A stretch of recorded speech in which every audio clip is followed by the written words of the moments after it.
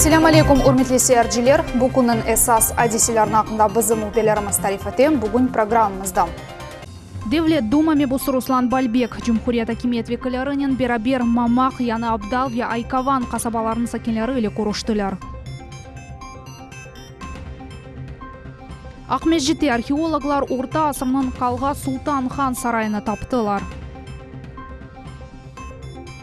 Federal maqsadi programmasının obyektleri, yerli sakinleri ile açık subet ve keskin meselelerinin çözülü yolları kezlevdeki kuruşda müzakere etildi. Çoyunchi koyunun en küçük sakinleri Ukrayna, Yahudi, Yunan ve başka oyunlarını takdim ettiler.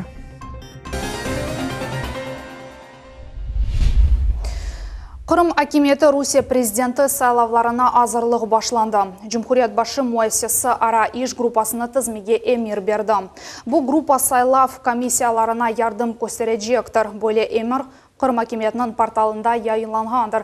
Yana organga Sergey Aksyonov özü başçılık etti. Komissiyada umumen 80 insandan ziyade bu nazirler, municipalitet başları ve başka memurlar. Hatırlatamız, prezident saylavları gelecek sene Mart ayında geçecek. Devlet Duma mebusu Ruslan Balbek, Cumhuriyet Hakimiyet vekillerinin beraber Mamak, Yana Abdal ve Aykavan kasabalarının sakinleri ile konuştular. 21. asrının insanlarında gerekli şaraitler yok. Evlerde ne vakit ışık, ne sıcak olacağını Enver Ablaziz bilmege tırıştı.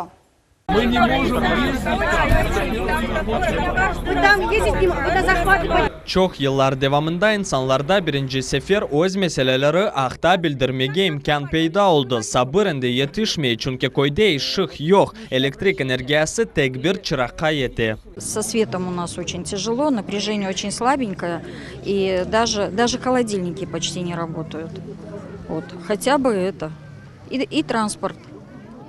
Транспорт и, да, и правильно вот сказал наш муфти, помощник муфти, пешеходный светофор. Suvda yetişmeyeni cisternalarda getirirler. Mamak köyünde borularının montaj işlerinden son yollarının yerine çamur. Bu yollardan ata maşinalar geçip olamaylar. В первую очередь нам нужны дороги, в первую очередь нам нужна газификация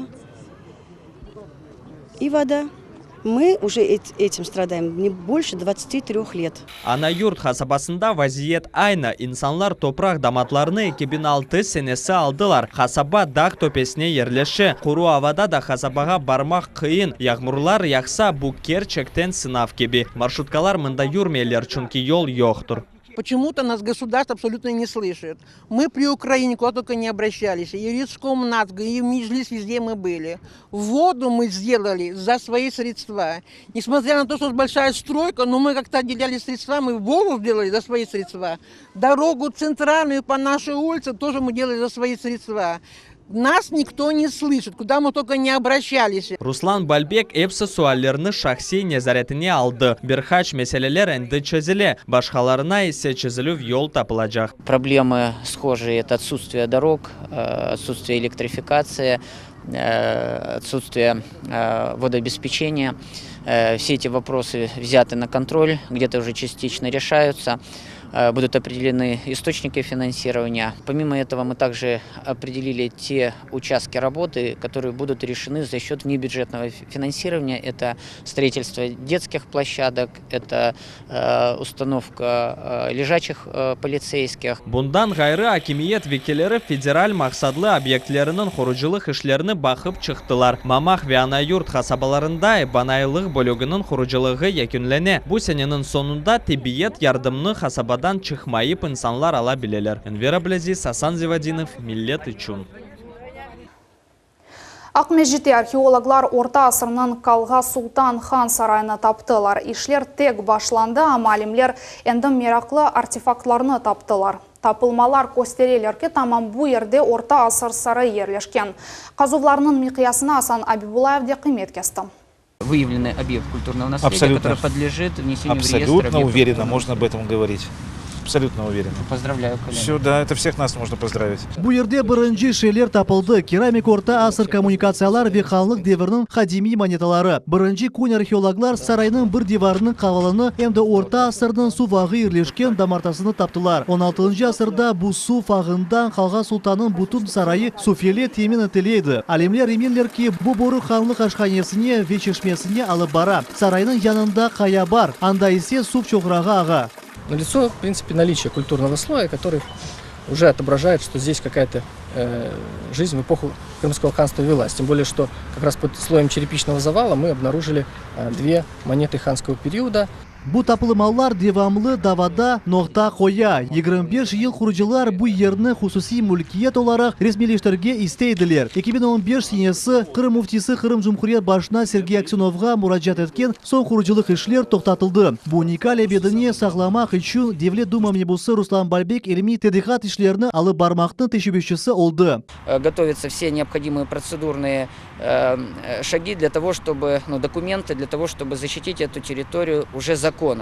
То есть после этого никаких попыток играть на чувствах людей, противопоставляя по этническому признаку, ни у кого не получится. И вот в российском Крыму мы стараемся сделать все по закону, все в рамках правового поля, которое позволит и сохранить культурное наследие, и не дать возможности строить на этом политику тем, кто привык противопоставлять и разрушать. Небетки басама хан сарай бедесіне медениет мирас реестріне керсетмек. Бұл ішлер сенанын сонуна же юкілемеге планштырла. Асан Абеблаев, Аким Бекиров, Милет телеканалы.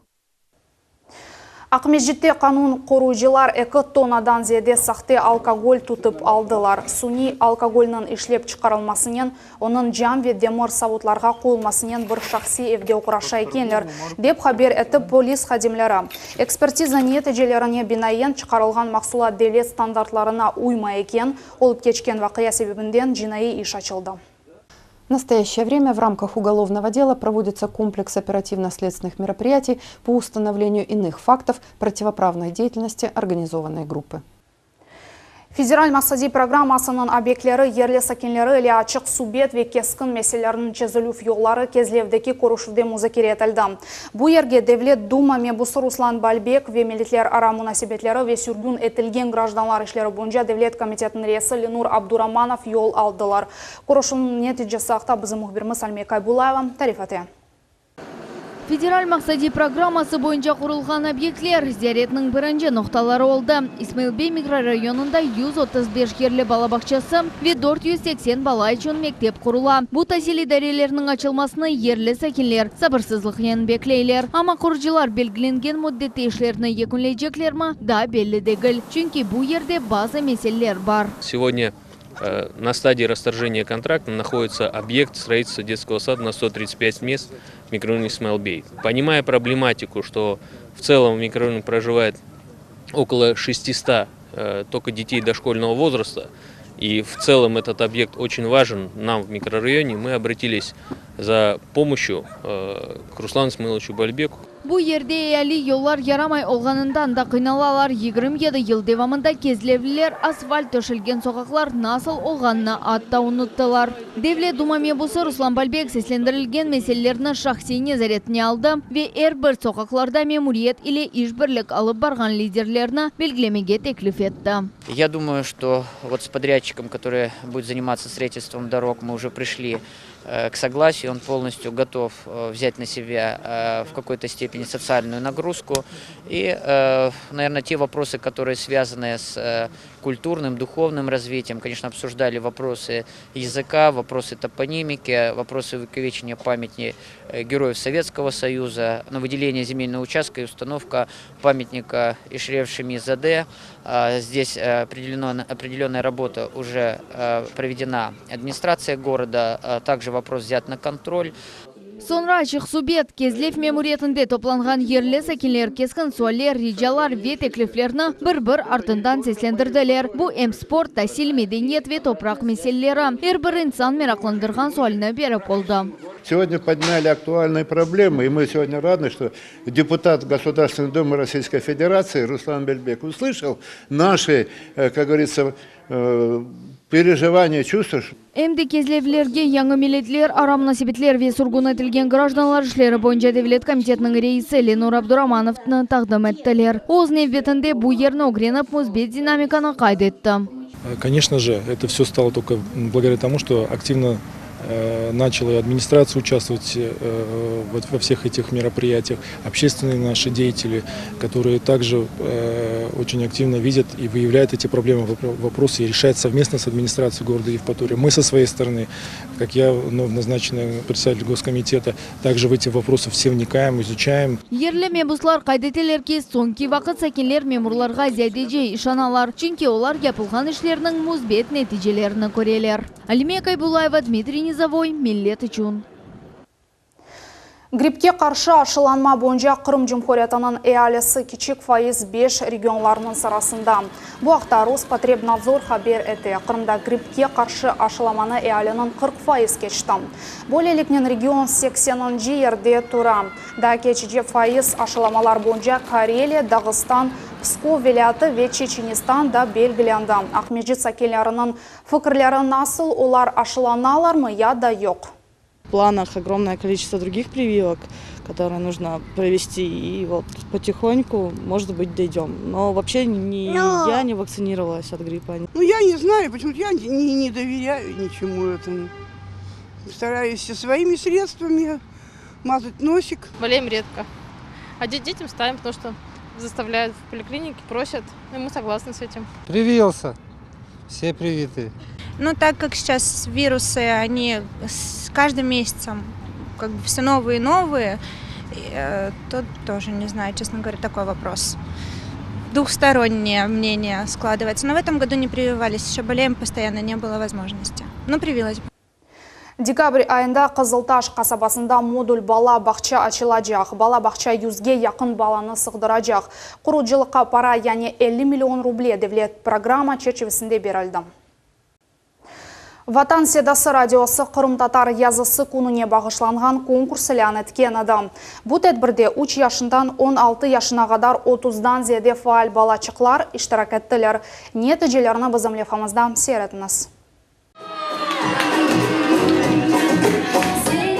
Мына алтын қалем конкурсының ғалиплері. Иштиракчыларның эпосыны ана тілеріне олған севгілері бірлештіредір. Оларның чоқысы да язмаға ве оқумаға бөлмелер, ама әнді ана тілінде лақырды етелер. Ана тілім Алла берген харам, безім, харанлықта ел көстірген чолпан елдізім. Қырым татар тіліне бағышланған конкурс ишлері бір ай девамында қабыл етілді. Иштиракчылар диктофонға yazылған ширлеріні ичтимаи ағларда Ватан седасы группасында ерлештірділер. Анда эсселерді йолладылар.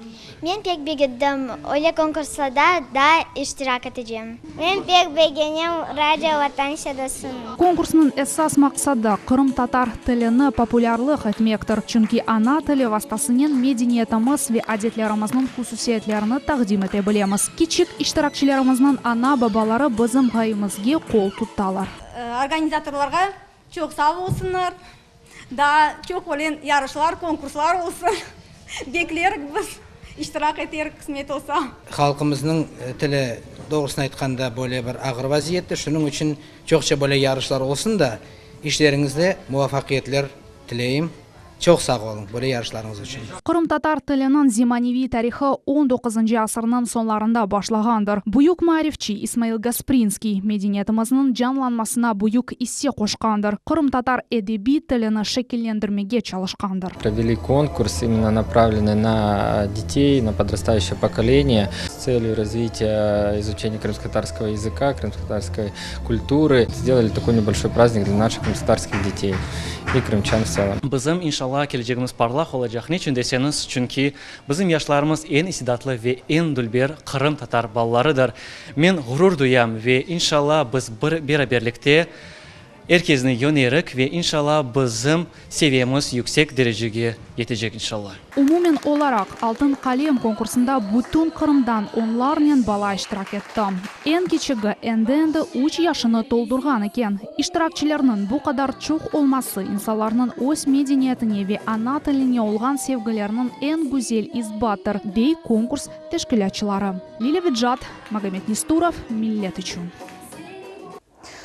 Kırım halklarının medeniyeti ballarının gözlerinin, Чойнчик oyunun en küçük sakinleri Ukrayin, Yehudi, Yunan ve başka oyunlarını takdim ettiler. Tafsiyatlar levhamızda.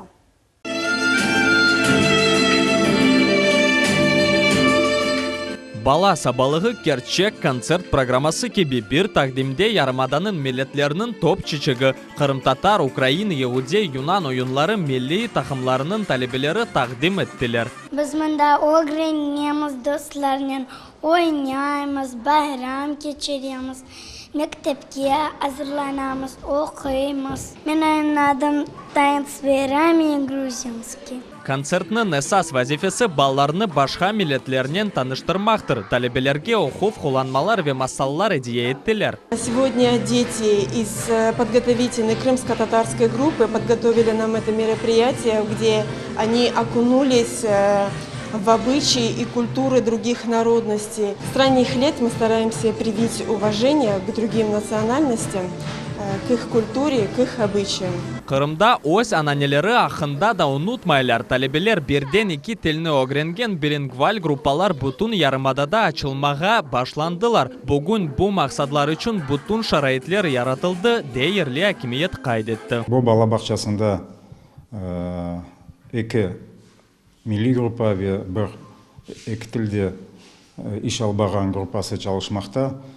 Administrasiya taraftan biz bu meselege bir dikkat tutamız.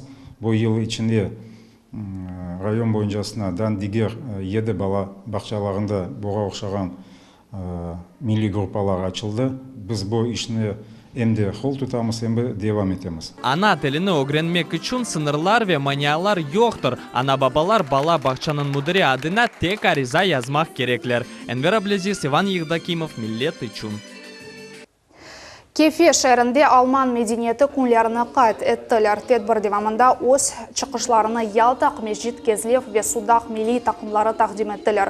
Konsertke Kırım'nın çeşit koşalarından olgan 200'den ziyade iştirakçı teşrif buyurdu. Kefe şehrinin musafir ve yerel sakinleri tasviri sanat işlerinden tanış oldular. Для нашего коллектива, безусловно, это очень важное мероприятие, потому что развивается и какие-то культура, и язык, повторяем. Milli Kureş çempionatına birkaç gün kaldı. 10 noyabr 19'ında Kırım Cumhuriyet başı Sergey Aksionov'un yardımı ile geçecek. Teşebbüsçisi ile Devlet Duma mebusu Ruslan Balbekola tavsiyatlar bizim levhamızda. Керечте спортчылар сайлавларга жеди азырлыклар көрдүлөр. Мында яшлар самбо ve дзюдо ile уграшалар. Ама күрештеде өз күчлерин сынамак карар алдылар. Мына биринчи тутуш.